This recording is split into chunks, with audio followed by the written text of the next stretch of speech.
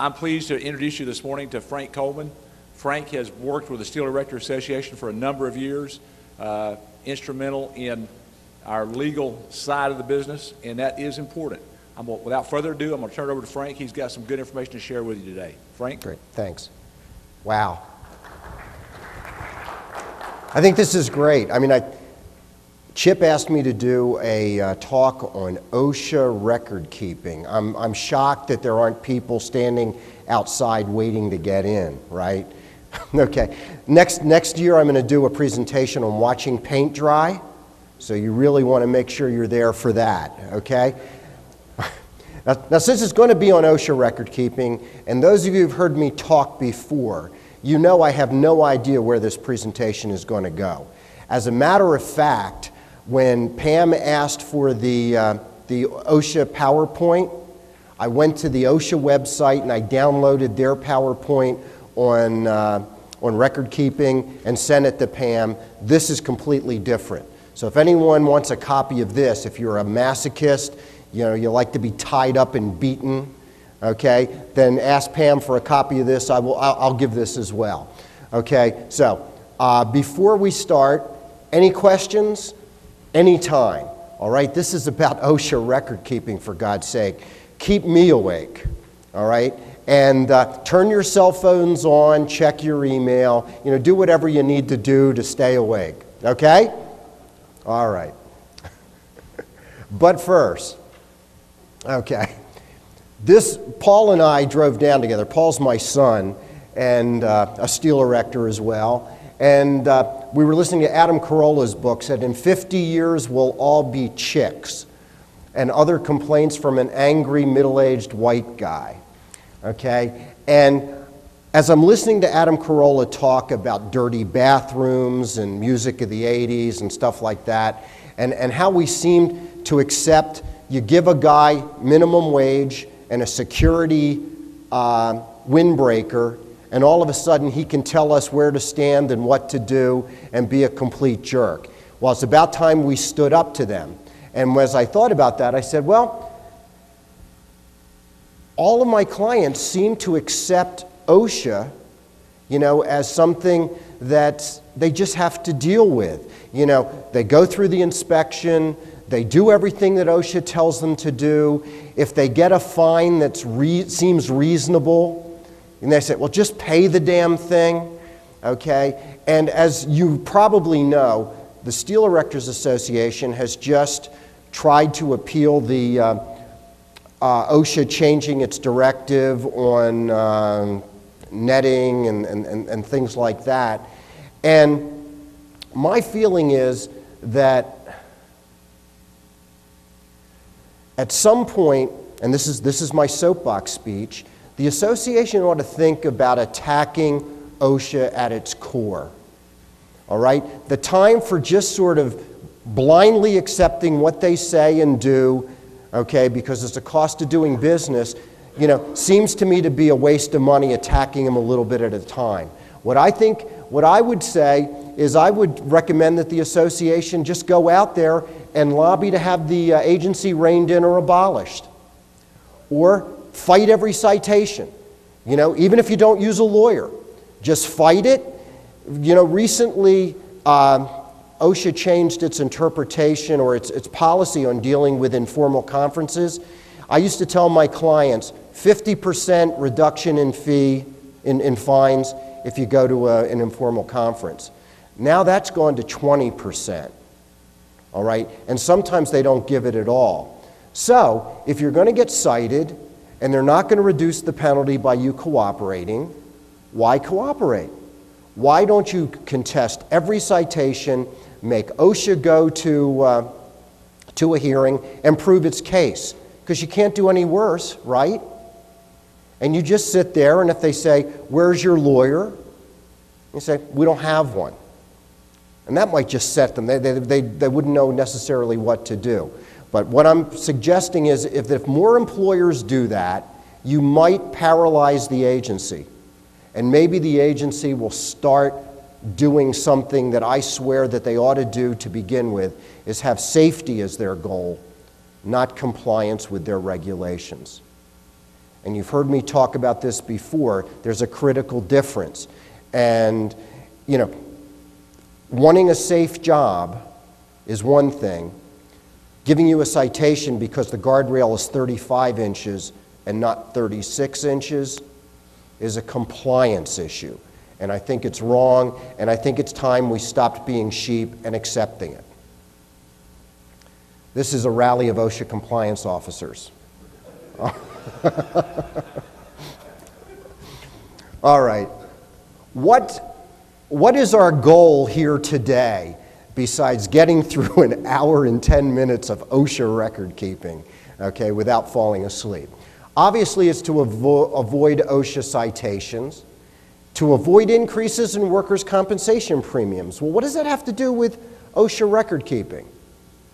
You know, specifically, OSHA says that workers' comp is completely different from their record-keeping requirements. They say that on their website. Is that true? Does your carrier want to see your OSHA logs? You bet he does, or she does, or whatever it is. Okay? And something that's happened recently for me is I'm getting phone calls from clients, steel erectors, roofers, whatever, saying, the GC says my OSHA logs aren't good enough because I had this report or that report. What can I do? So there's a real incentive. You know, you want to avoid losing jobs because the general contractor or the fabricator or someone doesn't like your OSHA record keeping or your OSHA logs. Okay. Now, the one in the program I said is the one done by the Department of Labor. Now, I'm going to let you in on a secret, and this may save you some legal fees, okay? And what that means is that if any lawyer finds out that I've said this, I'll probably be beaten to death, you know, when I get back to the office. But the government has embraced the internet, and there is a wealth of information on the internet produced by the government on OSHA, the healthcare reform bill, all of that stuff. And it's really, really good, and it's really, really comprehensive. Now keep in mind that it's the government, so they're spinning it for the government, right? But if you want to get basic information on OSHA record keeping or, you know, the latest standards or directives, OSHA.gov is a great website. That you have access to information there that 5 years ago I had to pay $5,000 a year to get that information from somebody who compiled it. Now you can go right to the OSHA website and get this information. So, now, here's what I suggest you do. You go to the OSHA website, you go to the Department of Labor website if you have a wage and hour question, you go to there if you've got a Davis-Bacon question. And if you like the answer, you follow it. If you don't like the answer, call a lawyer. Fair enough? Fair enough. Okay. Now, this presentation is my attempt to show you how to avoid making entries. All right? Because I know that's what you want to do. And what I will do is I will explain some of the things you need to do to avoid making entries. All right? Because even though OSHA says, and do I have it in the next PowerPoint slide? Okay, and I'll go back in a second. Even though OSHA says this is not evidence that you violated anything, this is just for record keeping so that you can be conscious of your safety record. That's a lot of crap, all right? Workers' comp uses it, you know, general contractors use it, and damn it, OSHA will look at it too. Now, who should sign your OSHA logs? As a matter of fact, I'll let you in on a secret.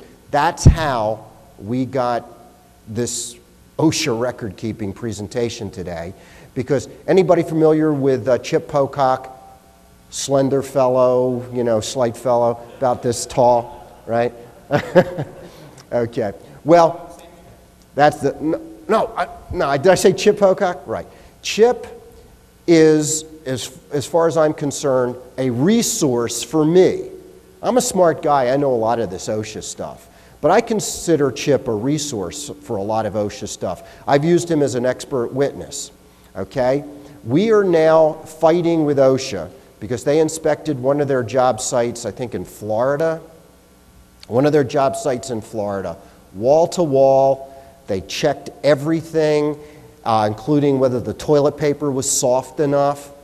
And they issued 3 citations, $2,400 in penalties, because Chip Pocock signed the last 3 years OSHA 300 logs. Now think about that.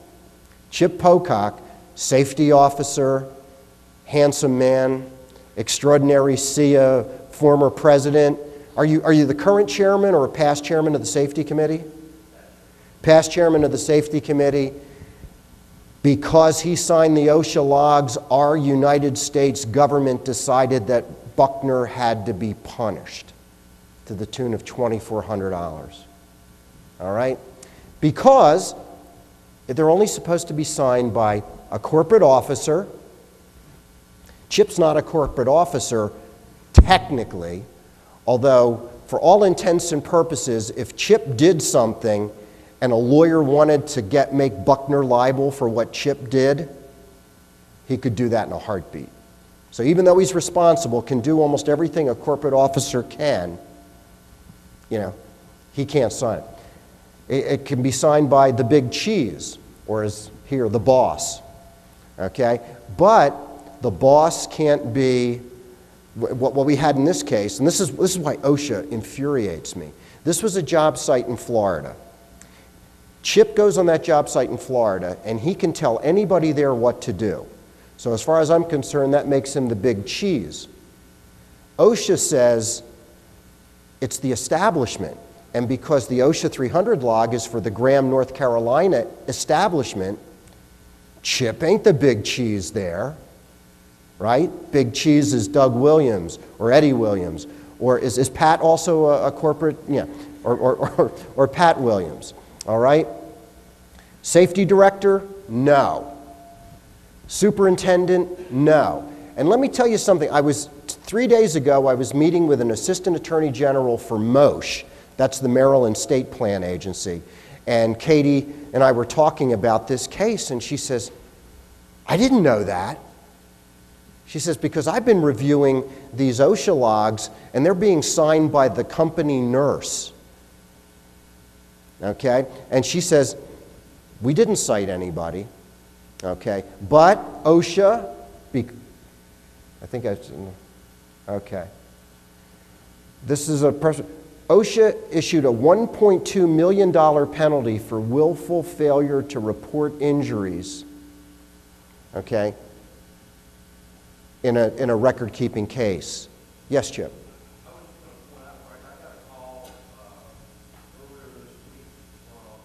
A big general contractor that's now owned by Halliburton. Right. Okay, and that subsidiary out of Greenville, South Carolina, had been cited for exactly the same thing that we were cited for.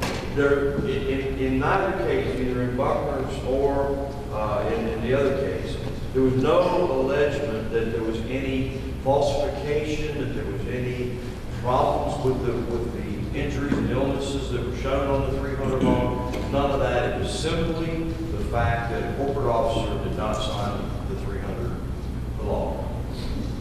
And I said, what's the relationship to safety?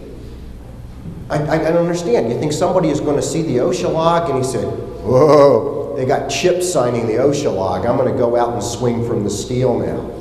It just doesn't make any sense to me. But again, it's just like me. When a client asks me to do an audit of their employment practices, you know I'm going to find something wrong, right? All right? Nobody wants to be hired, and to say, everything looks good to me, because the client's going to say, well, what the hell did we pay you for? All right? Well, OSHA is kind of like that too. They throw a party, they call it an inspection, and they want to have a girl to go home with. All right? And if you can't find something legitimate, find out who signed the OSHA 300 logs, or do that. Although, like I said, $1.2 million penalty for an OSHA record-keeping case. Now, this company had left off 72% of the particular injuries and workplace accidents and whatever that OSHA said they should have been on. But OSHA has started, I think the next one says, in December, they announced record-keeping emphasis, okay, that's what they're going to do. Now, here's the hideous part about all that. What's the statute of limitations for an OSHA violation? If somebody inspects your website, your job site, and they find a violation, how long does OSHA have to issue a citation? 6 months, that's right. If they don't do it after 6 months, they lose. Okay. OSHA cited Chip and Buckner for 3 years. And we said, these things happened more than 6 months ago. And OSHA is saying, record-keeping violations like herpes last forever.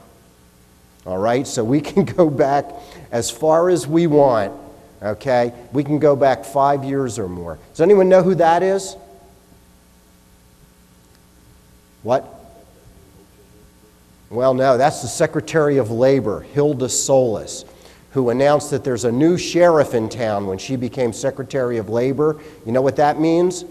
Bad news for the employers, because and you guys all know, before Obama was elected president, did you feel you were getting nothing but love and kisses and kindness from the Occupational Safety and Health Administration?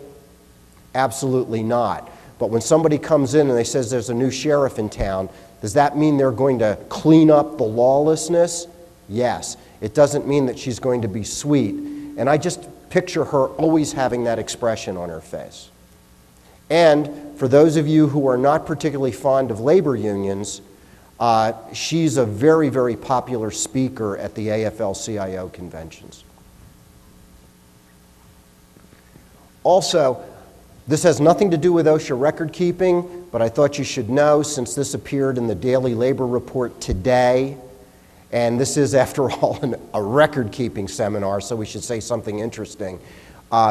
Today's Daily Labor Report says that 3 movie chains were cited for child labor violations, okay? And this is Hilda Solis said, the penalties imposed as a result of these violations should serve as a wake-up call to movie theater owners and other employers, okay? So I believe before you know it, there'll be an emphasis on child labor stuff.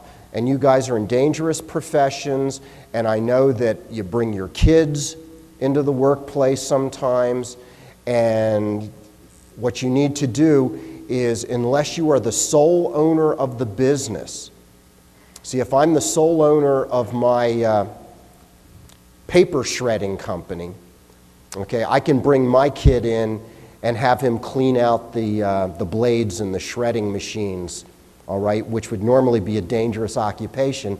But I own the business, he's my kid, who cares, right? You know, if I want to kill my kid, I guess I could be prosecuted for child abuse, but it's not a violation of the child labor laws. But most of you guys are corporations, or you work for corporations. So the fact that the owner, or in this case a shareholder or a corporate officer, brings a kid in, that may be a child labor law violation, especially you know, if they're 17, you know, under 17, there are restrictions on what you can have somebody do under the child labor laws. So I thought you should know about that. All right, and this is the other news reported today. The Department of Homeland Security is going to increase the number of I-9 audits this year. All right, so what do we say about I-9 audits? You know, what do we say about I-9s? Keep them separately, make sure, you know, I think we've decided that there have been 2 different opinions on whether you should save copies of the documentation or not. I'm on the don't save copies of the documentation side, okay? Because my problem with is if you don't have the documentation for everybody, that's going to be a red flag. But if you have for everybody the signature and all the boxes are checked, that's good enough. Yes, Charlie? Documentation. I don't know.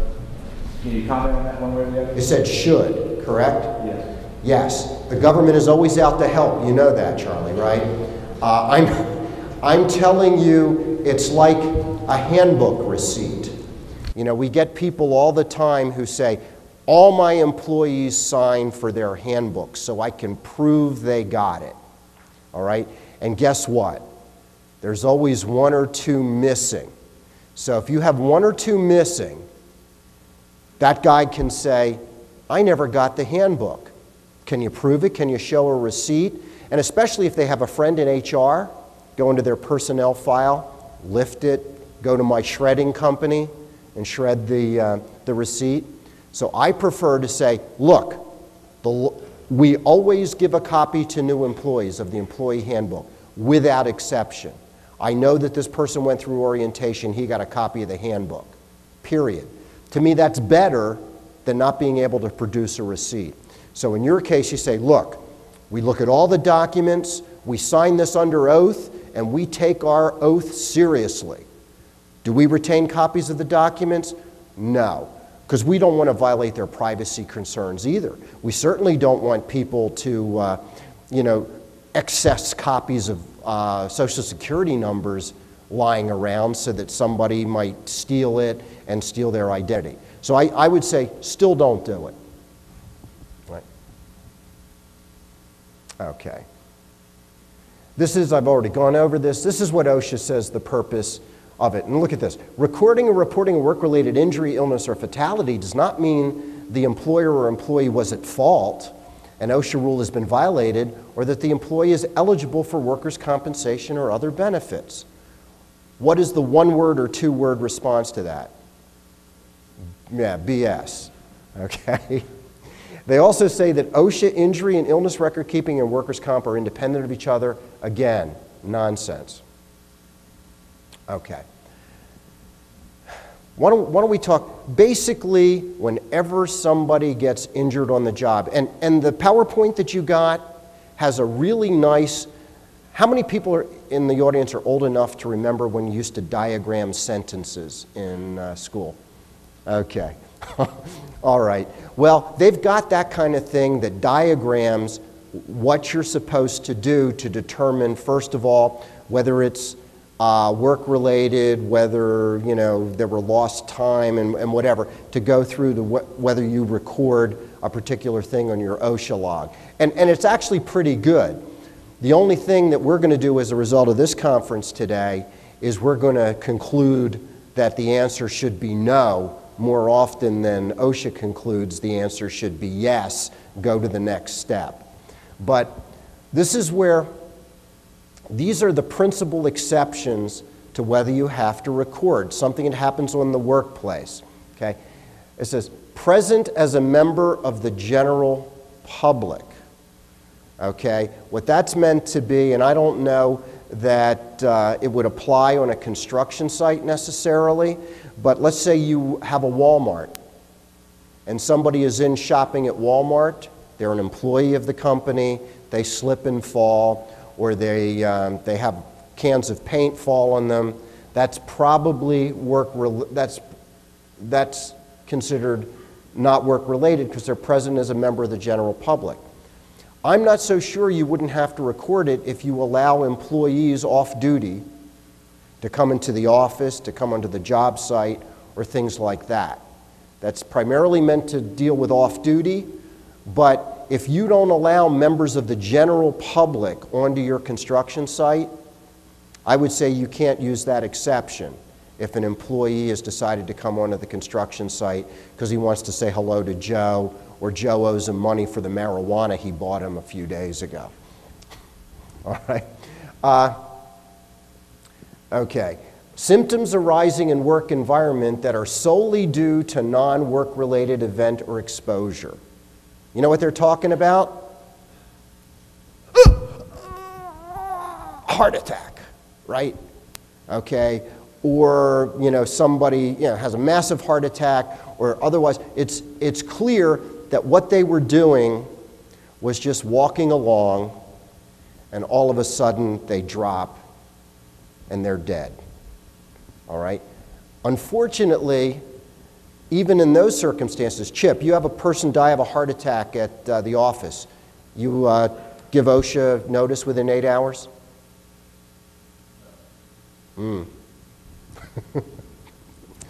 Okay. That's one answer. And I'm not saying it's wrong, okay? But in an abundance of caution, you might want to do that, give notice. The question is, I would get the autopsy results before I put it into my OSHA logs, but I might contact OSHA and do it, all right? I would definitely contact OSHA if you call 911, because they're probably going to tell OSHA that there was a fatality at your workplace, and when that happens, all bets are off, so you might as well advise OSHA anyway. Okay. Voluntary participation in wellness program, medical, fitness, or recreational activity. Okay? What would that be? Company softball league? Something like that? So if somebody gets hurt playing softball, and that's voluntary participation, you don't have to record it. What if you require all of your employees to go to the company picnic and somebody gets hurt at the company picnic?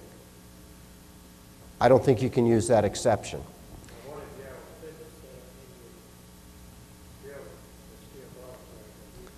It's got to be voluntary, all right, that they use. And this is where you might want to at least have on the wall. Again, Charlie, you might want to have employees sign something, but I would at least have on the wall saying, use of these facilities are completely voluntary. You use the equipment at your own risk. And that's why people hate lawyers, right? Because you can't, no fun. Eating, drinking, or preparing food or drink for personal consumption. All right? So if somebody pours a cup of coffee, spills it on himself, and gets a second-degree burn, I suppose you don't have to report that. Here's some more. Personal tasks outside assigned working hours. And why? Hear the way that's personal tasks outside assigned working orders. Okay, what's a personal task? They say right here, going back, eating, drinking, or preparing food or drink for personal consumption. The way OSHA interprets this damn thing is that that's the personal task has to be specifically identified in the rule, or it's not a personal task that's, that can be excluded if it takes place during assigned working hours. Now that's confusing, but let me explain an example. It'll be on a later slide, but this is a good time to bring it up. Let's say you have an employee working in the office who knits during breaks and lunchtime. And she's a bit of a klutz, or he's a bit of a klutz, and while he's doing the knitting, he ends up impaling one of the knitting needles into his hand, which requires him to miss a day from work. Okay? Does this exception apply? No. OSHA said you have to report that because that was a personal task within assigned working hours. And that includes breaks and lunches, right? Personal grooming, self-medication for non-work-related condition, or intentionally self-inflicted. Well, isn't that nice? So if somebody cuts his throat, you don't have to report it. If somebody sticks themselves in the head with a comb, I suppose, and needs to take a couple of days off, doesn't have to be reported. Self-medication for non-work-related condition. So what that means is if I overdose on a medication that wasn't prescribed in connection with a work-related condition, okay, it doesn't have to be reported. But if I overdose on a drug that I'm taking because of a work-related condition, that is reportable, right? Motor vehicle accident in parking lot, access road during commute. That's an exception. And there are cases where somebody parks the car, gets out of the car, and slips and falls and has to take a couple days off. Is that reportable? Yes. Why? It's not a motor vehicle accident. But if he goes and runs somebody over, or if he gets run over in some motor vehicle accident, or two guys hit each other in the parking lot on their way in the morning and both of them have to miss time or have work restrictions, that doesn't have to be reported because it's a motor vehicle accident. All right? And I don't expect you to remember all of these. It's in the PowerPoints, Department of Labor. But remember, it's very, very specific. Chip Pocock, for all of his grandeur and wonder, is not a corporate officer. And that's what OSHA honed in on. All right. Common cold or flu, okay, so that doesn't have to be reported. Mental illness, unless you have a physician saying the guy's crazy because of his work. Now, that would apply to almost everybody in this room, right? You could show your depression, your anxiety, your bipolar disorder. You could probably get a psychiatrist to say that's work-related. I know I could. Okay. Once you've decided, that it's, work-related and it doesn't apply to any of the exceptions, this is what has to be reported. All right? Theoretically, if somebody falls 50 feet, hits the ground, bounces back up and says, "I'm okay, everything's fine," does that have to be reported? No. Why? Because one, he isn't dead, right? Because he got up. That usually is evidence that someone's not dead. Days away, he didn't miss any days away from work. He doesn't have any restricted work activity. You didn't have to transfer him to another job. He didn't need medical treatment beyond first aid. And some of these cases turn on what's first aid. All right, and I'll talk about those in a minute. But first aid, loss of consciousness, okay? So, has anybody ever lost consciousness for a split second? I once fell, hit my head, and I know I was out for like 3 or 4 seconds, blacked out. Now, if I told my employer, that, I suppose I would have been subject to this for loss of consciousness. So under these circumstances, Chip, what do? You say, "You didn't lose consciousness, did you?" Okay, he said no, so we're good. All right? And "I don't think so" means yes, right? Okay. Or significant injury or illness diagnosed by a PLH, well, that's a health professional, whatever that means. Now, I got a phone call from a steel erector when I was in Vegas. I just finished. This, by the way, is my third 1-hour talk in the last week on different topics. All right? So you talk about versatility. I talked about healthcare reform. I talked about hiring and firing. And today I'm talking about OSHA record keeping. So I'm walking out of the hiring and firing seminar when I get a call from one of the steel erectors who said, "Yeah, Frank, a couple of days ago, well, it was yesterday, a couple of guys got into a fight. We broke them up." He says, one guy looked like he might need stitches or something. We sent him to the hospital, and he refused to go. He said, then the next day, he's at the hospital, presents himself to the emergency room, and he says, "This happened at work." Okay?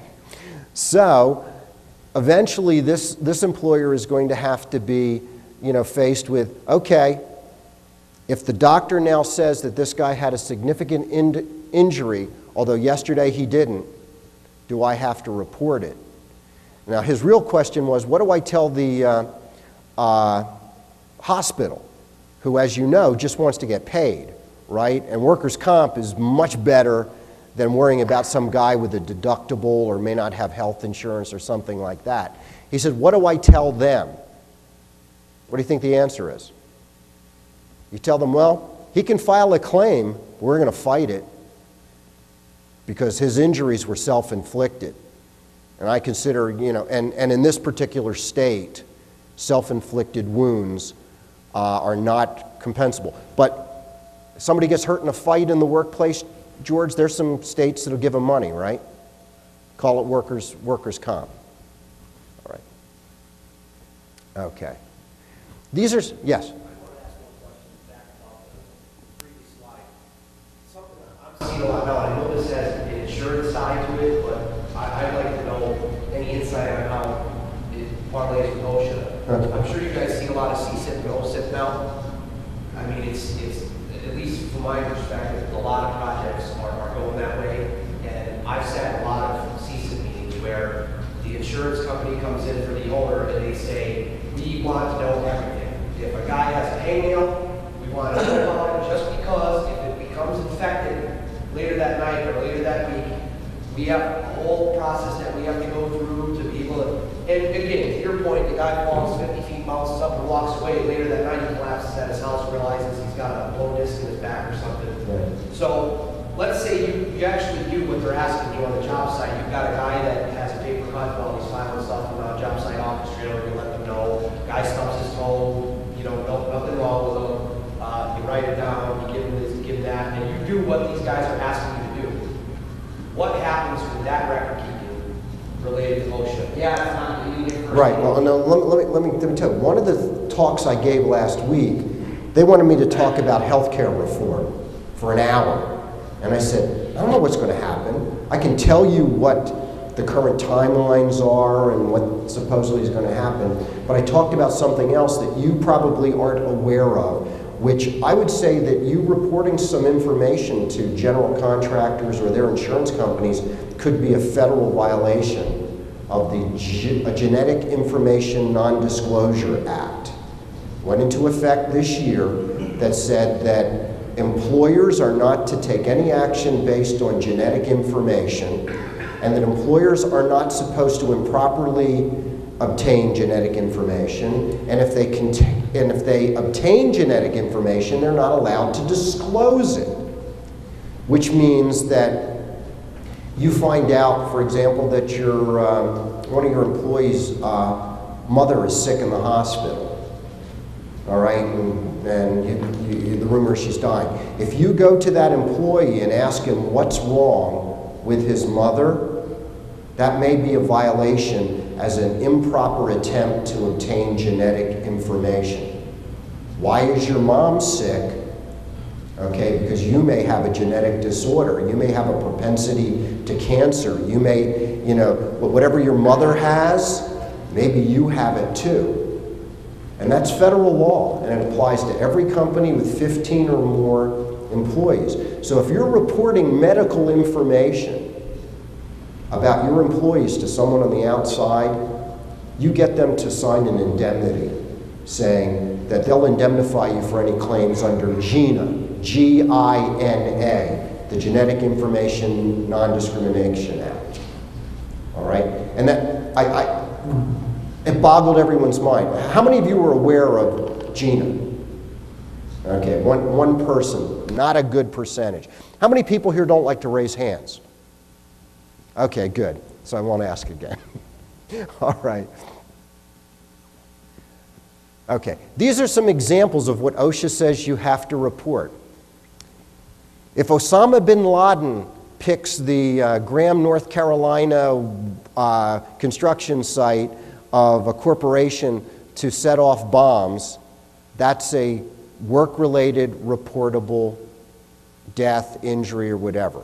So a terrorist attack, they've already opined, sent an interpretation letter saying that's covered.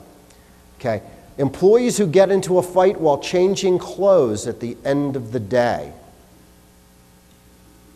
Okay. OSHA has taken the position that that's covered. And I've already told you, slipping while getting out of the car in the company parking lot.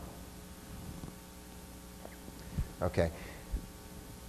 Employees who go out for a smoke break. All right, and this is usually an office problem, although are construction sites smoke-free now? Some, most, yeah. Okay, I guess only around, certainly around oxygen, right? An employee who goes outside to take a smoke break and slips and falls, that's not considered personal grooming, right?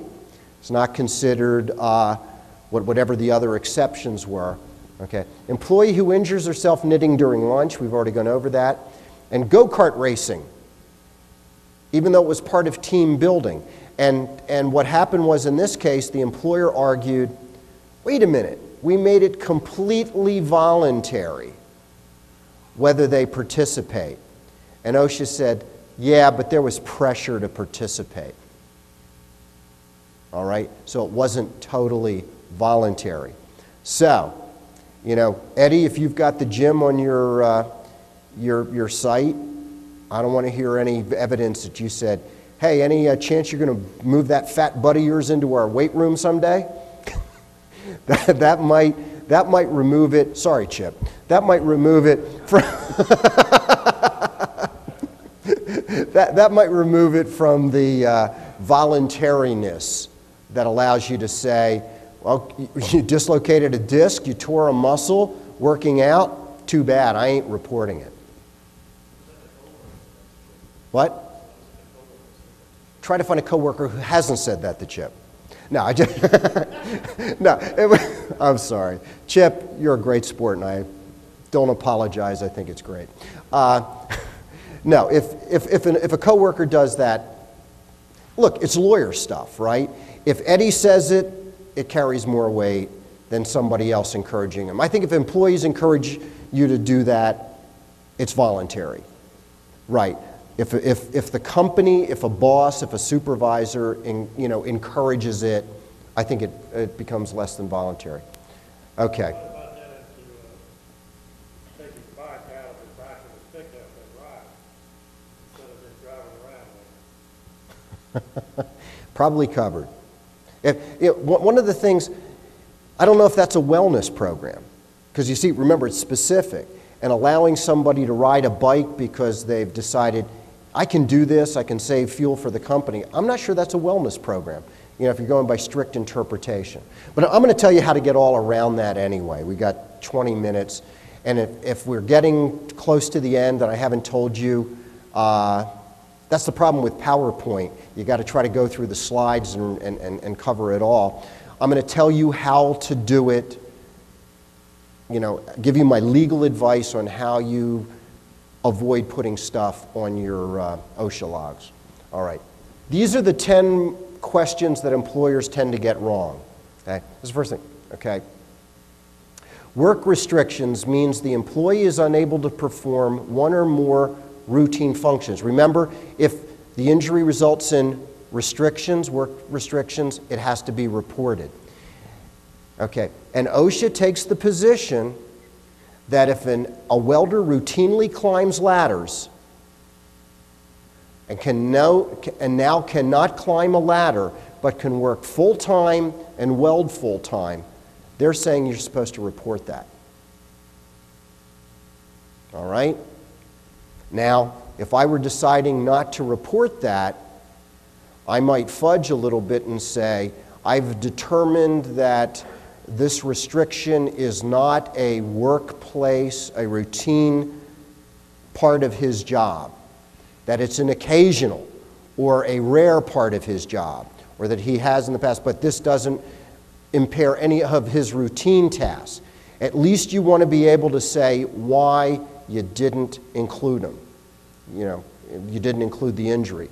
But in this case, if he regularly climbs ladders, the fact that you've given him other work and he works full time, doing pretty much 95% of what he normally does, OSHA says you have to report it. It's a work restriction. Light duty is a work restriction unless the physician says he can do all his routine duties. So what does that mean? You can say, we concluded that the light duty recommendation of the doctor was really he should take it slow and easy, but he can still do all his routine functions. In that case, light duty isn't a restriction. But if, light duty meaning, I don't want this guy lifting stuff, and he lifts stuff, all right, that's a problem.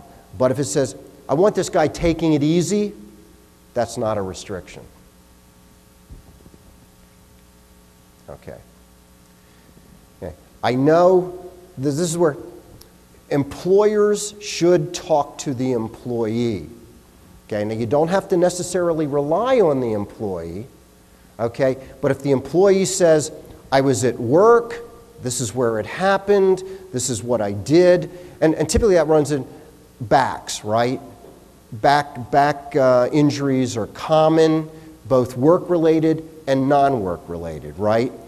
And everybody knows that if you're working for a steel erector and you throw out your back at home, it's very easy to throw out your back the next day on the job site, usually within the first 5 minutes, right? Okay, that's where they say, you got to talk to the employee. And if the employee says, I hurt myself on the job, that's where you've got to conduct an independent investigation. Independent investigation. Did anybody see him? Okay. Was there a time when he was out of sight? This is where you got to act like a lawyer. I know I tell you all the time, don't think like a lawyer, okay, because lawyers don't think correctly. But this is where you have to act like a lawyer. You need to build your case that the guy is lying. Otherwise, if for some reason it comes to OSHA's attention that this guy said he was hurt on the job, he missed time, you didn't record it, and you said, guy's full of crap. I know he didn't hurt himself on the job site. You better be able to say that we were observing him, or there were witnesses who saw him at the time he alleged he slipped and fell, and he was smoking a cigarette. All right? That'll help, and that's something you need to be able to demonstrate independently. Okay. I know this is a common thing is failure to report an injury. Almost all of my clients say, he didn't say anything when it happened, therefore I win. All right? Because, I'm sure you all have in your handbooks, failure to report a workplace injury immediately is grounds for discipline, right? Why? Because you want to know then so you can conduct your investigation. All right? You have to consider all the evidence. So if you decide that you don't believe the employee strictly because he reported it the next day, you lose. But if you say, I don't believe the employee because A, B, C, D, and E, and he didn't report it until the next day, then you can leave it off.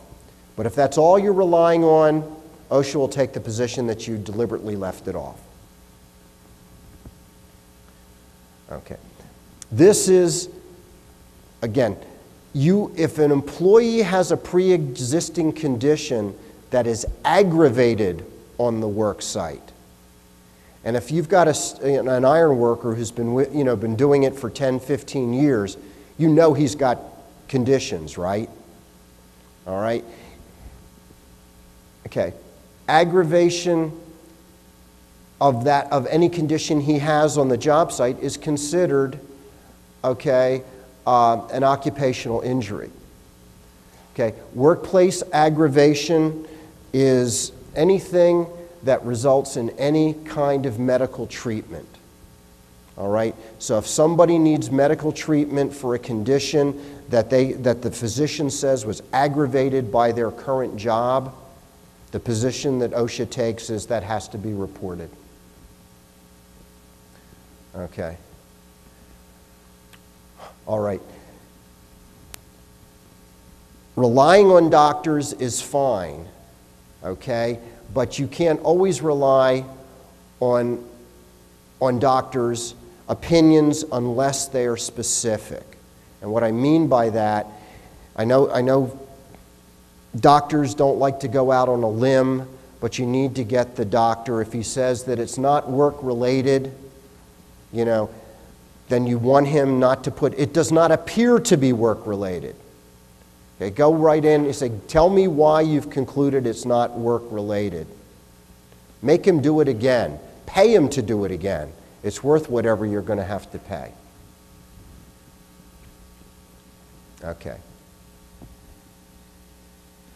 All right. In the PowerPoint thing, they list what first aid is, the PowerPoint that's in your book. If it's not specifically listed, it's not first aid. Okay? So look at the specific exemption. If you say, well, he just got first aid, OSHA says, well, if it's not listed as one of the things that constitutes first aid, it's not covered, and you have to report it. It's like the guardrail. Okay.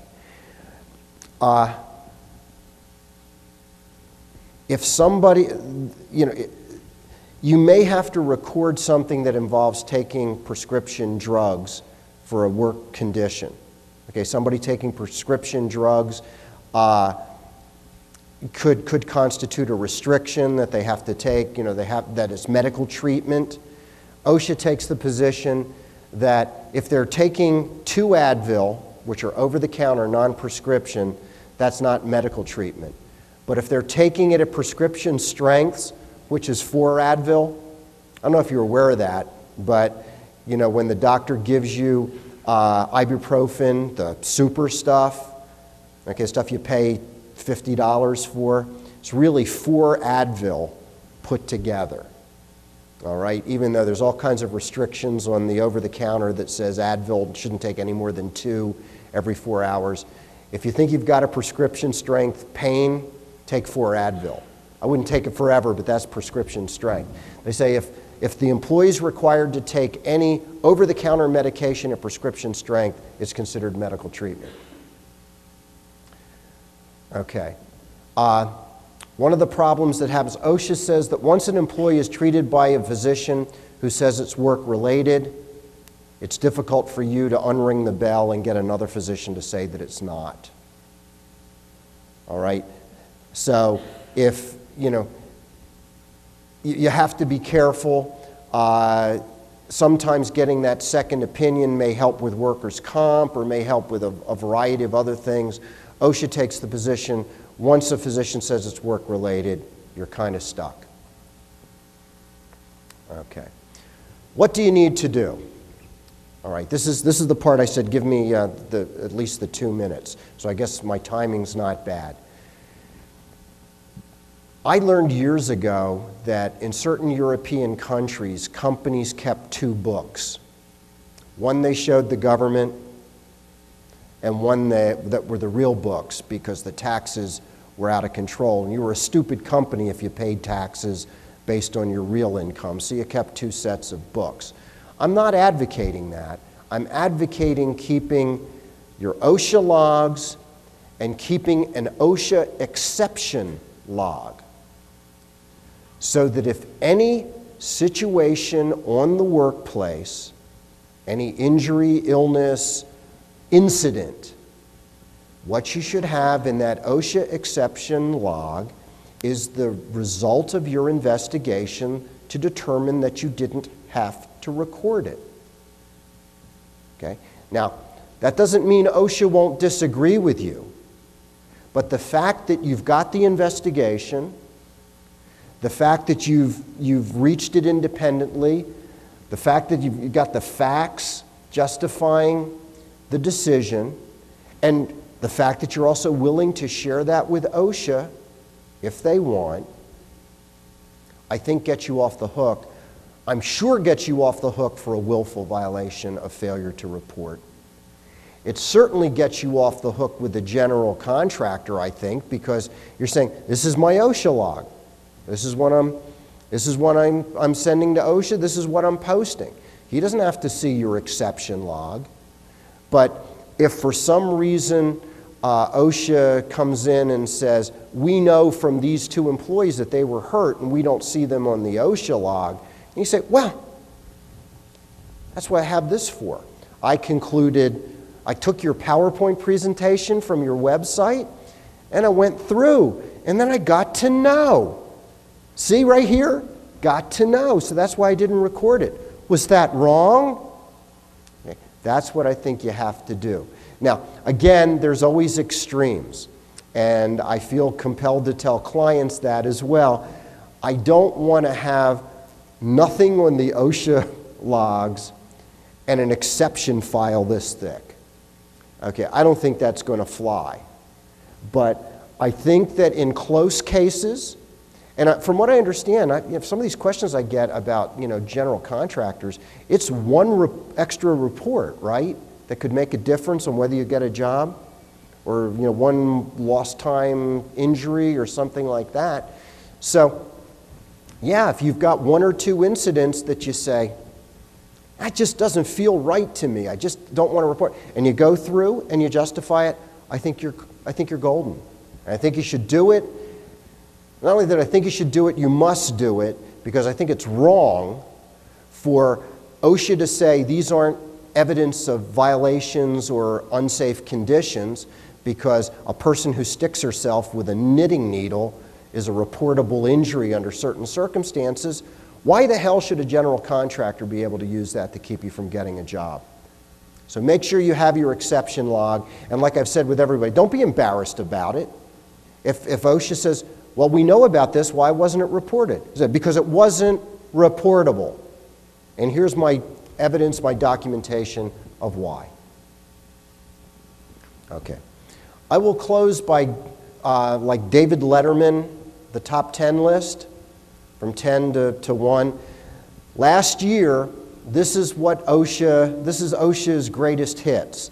Their most citations were, from the top 10 to the number 1. Anybody know what the number 1 is? Shout it out if you think. No. What? What is it? Training? No. Okay, you'll see in a second. Lockout, tagout, number 10. Electrical general, 9. Electrical wiring methods, 8. Those are power line things and stuff like that. Fall protection was 7th. Although number 1 is related, I think, to fall protection. Hazard communication. Now that's a great one. I had a client cited recently because somebody needed some Saccrete. It was an electrician. Needed some Saccrete, so he went to Home Depot and didn't ask Home Depot for the material safety data sheet. And an OSHA inspector decided to bust their chops over not having an MSDS on the site. All right, so if you ever send any of your employees to buy supplies at Home Depot or Lowe's or anything like that, wouldn't be a bad idea to say, get an MSDS while you're there too. Because hazard communication, you've heard the expression low-hanging fruit. Well, record keeping and hazard communication are low-hanging fruit. If you can't get the companies on something substantive, you can get them on that crap. Number 1, scaffolding. Okay? I've never seen a scaffold that didn't have a gap in it. I'm looking for that day. When that happens, I hope I have my camera with me. But that's the biggest problem. But okay, ladders, which is something you should be concerned with. Again, low-hanging fruit. You can always find a ladder that isn't tied off right, that isn't, that's got a rung missing, whatever. Machine guarding, that's a big problem for me. And this is where I'll tell for those of you who have shops, never, ever, ever, ever allow OSHA in without a warrant or without refusing them entry and arranging with them later to come back.